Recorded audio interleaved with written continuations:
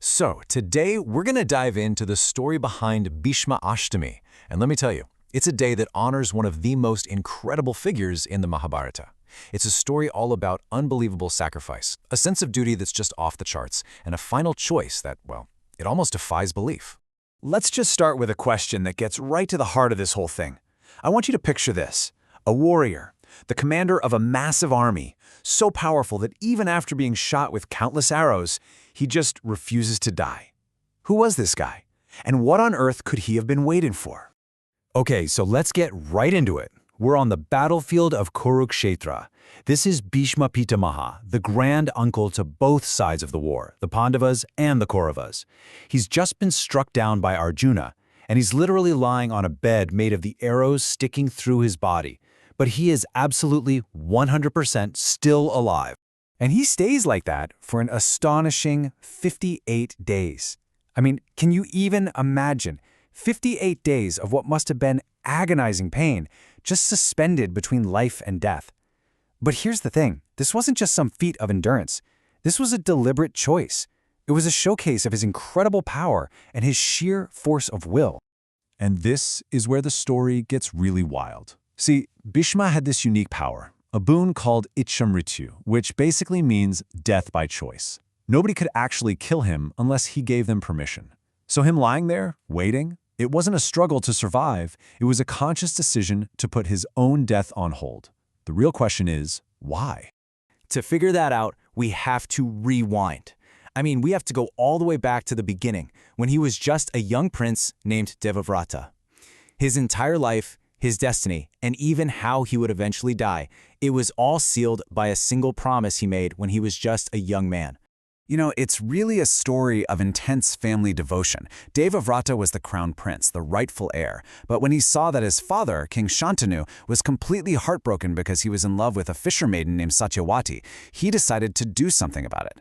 To get her father to agree to the marriage, Devavrata didn't just give up his own right to the throne, he went a step further and took a vow of lifelong celibacy just to make sure that no child of his could ever challenge Satyavati's kids for power. And for this absolutely selfless and frankly extreme act, the gods gave him a new name, Bhīṣma. It literally means, he who has undertaken a terrible vow. And that name, well, it would define his entire life from that moment on. But here's the thing about that vow. His promise of absolute loyalty to the throne of Hastinapur, no matter who was in charge, it ended up leading him down a really complicated, morally gray path for the rest of his very long life. So you see the problem, right? This vow put him in an impossible position. Because he was bound by his word to serve the throne, Bhīṣma was forced to fight on the side of the unjust Kauravas in the Great War. And maybe even worse, that same loyalty made him stay silent during one of the most horrific moments of injustice, the disrobing of Draupadi in the royal court. He was completely trapped between his personal promise and what was universally right. And all of that brings us right back to where we started. Lying on that bed of arrows, Bhīṣma's entire past and his present are finally coming together. His long life of sacrifice is coming to an end, but he still has one last crucial choice to make. He wasn't just toughing it out. No, he was waiting for a very, very specific date on the Hindu calendar, the 8th day of the bright fortnight in the month of Magha. Think about that. For nearly 2 months of what must have been pure agony, he's holding on for this one specific day. So what was so special about that day? Well, he was waiting for the start of Uttarayan. This is a super auspicious 6-month period when the sun starts its journey north. According to the scriptures, this is like the daytime of the gods, and any soul that leaves the body during this window is believed to achieve moksha, ultimate liberation from the whole cycle of rebirth. And there it is. That's the big reveal. The exact day he was holding out for, Magha Shukla Ashtami, was the very first day of Uttarayan. By using his special power to choose this precise moment to pass away, Bhīṣma made sure his soul would be liberated. And so, the day he died became the day we remember him, Bhīṣmāṣṭamī. So you see, this day is so much more than just remembering a date on a calendar. It's a sacred time.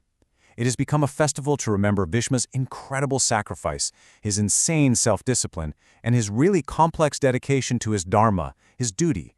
Today, people who revere him honor him through a few key rituals that really mirror his life. They take purifying baths in holy rivers, they perform tarpan, which is an offering of water and sesame seeds to bring peace to his soul and to their own ancestors, and a lot of people also fast for the day to practice the kind of self-discipline that he was the master of. So why do people do this? What's the belief behind it? Well, it's thought to bring some pretty profound spiritual benefits. Observing these rituals is believed to help wash away negative karma, remove ancestral issues known as pitru dosha, and even bless couples with virtuous children. But more than anything, it's a day to connect with Bhīṣma's spirit of self-control and his divine protection. And that brings us full circle, back to the complexity of this amazing warrior. Bhīṣma's life was a masterclass in keeping a promise. But it's also a powerful cautionary tale. It leaves all of us with a really deep question to think about. At what point does sticking rigidly to a personal promise stop being a virtue and start getting in the way of the greater universal good?